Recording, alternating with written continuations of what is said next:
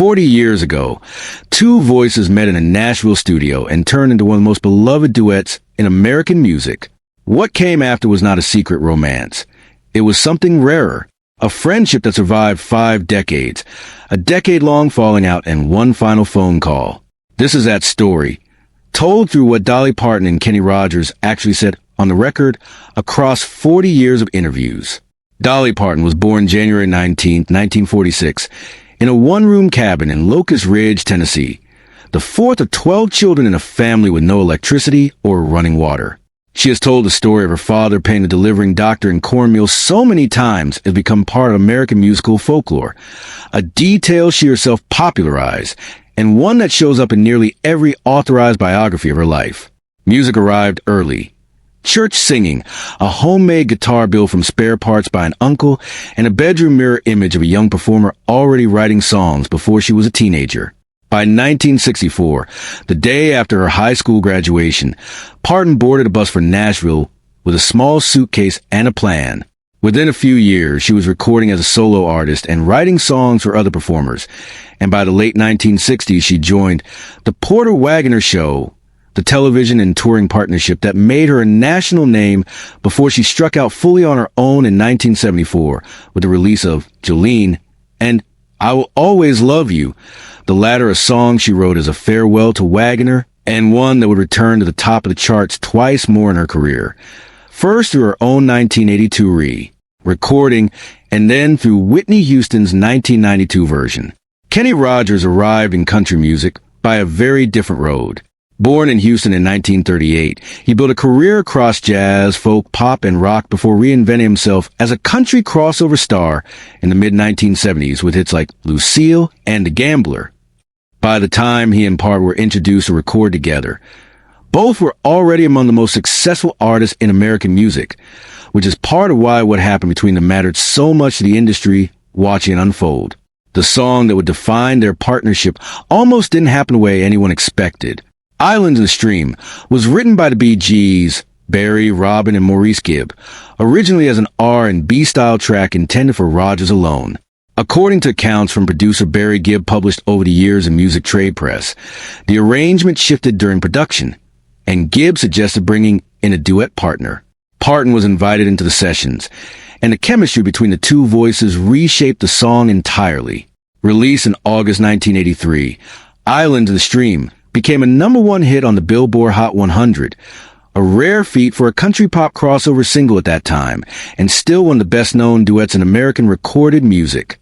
It has since been certified platinum and covered by artists ranging from the Indigo Girls to the cast of Sesame Street. Parton and Rogers would go on to record several more duets together, including 1980's You Can't Make Old Friends, a title that, in hindsight, reads almost like a mission statement for the relationship that followed. For 4 decades, tabloids speculated about whether there was more between Parton and Rogers than professional chemistry. Both addressed the question directly and consistently, in their own words, across many separate interviews spanning years, and their answers never changed. Parton has repeatedly described their bond in the language of family rather than romance. In interviews reflecting on their partnership, she has called their relationship one between people who understood each other inside and out, comparing it to a sibling relationship built on shared history rather than passion. Rogers, for his part, spoke about their pairing in terms of professional respect and creative trust, the kind of partnership where two performers know exactly how to support each other's voice without either one disappearing into the other's shadow. What's Verifiable is simpler and, in its own way, more remarkable than any secret affair. Two of the biggest stars in American music spent 40 years building a public partnership that never curdled into rivalry, never became a tabloid scandal, and never needed a hidden storyline to be interesting. The genuine chemistry that audiences responded to on stage was real. It just lived in the music and performance, not in gossip that neither of them ever confirmed. Their history was not without friction. Like many long professional partnerships, Parton and Rogers went through a stretch of years with less contact as their individual careers, health, and schedules pulled them in different directions during the 2000s and early 2010s. Rogers underwent multiple surgeries during this period, including procedures related to long-standing back and knee problems that limited his ability to tour as extensively as he once had. By the mid-2010s, though, the two had reconnected, appearing together at industry events and giving joint interviews reflecting on their decades of work. What emerges from those later conversations isn't a story of a rift that needed healing so much as two working artists whose paths, like most long friendships, had simply diverged for a while before circling back together. The clearest, most well-documented chapter of their friendship's final years came in October 2017. Rogers, then in his late 70s and preparing to retire from touring, headlined a concert event at Bridgestone Arena in Nashville called All In for the Gambler, Kenny Rogers' farewell concert celebration. The show, taped on October 25th, 2017, brought out a remarkable lineup of country and pop artists: Lionel Richie, Reba McEntire, Chris Stapleton, Little Big Town, Idina Menzel, Don Henley, Chris Christopherson, The Judds, and more, each performing a piece of Rogers' catalog in tribute. Parton was the emotional center of the night. She and Rogers closed the show together, opening their final joint set with You Can't Make Old Friends, followed by Parton singing I Will Always Love You with her arm around him, before the two closed with one last performance of Islands in the Stream. Reporters covering the event described Rogers thanking the crowd for helping him say goodbye, noting that some of the songs performed that night he would never sing again. Ahead of the show, Parton described their relationship publicly in plain terms. They had been friends for more than 30 years, she said, and had made musical magic together since 1983, adding that fans had come to expect to see the two of them together wherever either one went. The concert special, later broadcast on CBS as Kenny Rogers, All In for the Gambler, preserved that night for audiences who couldn't be in the arena. It stands as the last time Parton and Rogers ever shared a stage. Kenny Rogers died at his home in Sandy Springs, Georgia, on March 20th, 2020, at the age of 81, passing peacefully under hospice care and surrounded by family, according to the statement his representative released at the time. The news broke in the early days of the COVID-19 pandemic, as much of the country was just beginning to process what lockdown would mean. Parton's response was immediate and public. She posted a video tribute to social media within a day of his passing, holding up a photograph of the two of them and telling fans her heart was broken. You never know how much you love somebody until they're gone, she said in the caption accompanying the video, describing years of wonderful times with Rogers and calling him, above all the music and success they shared, a wonderful man and a true friend.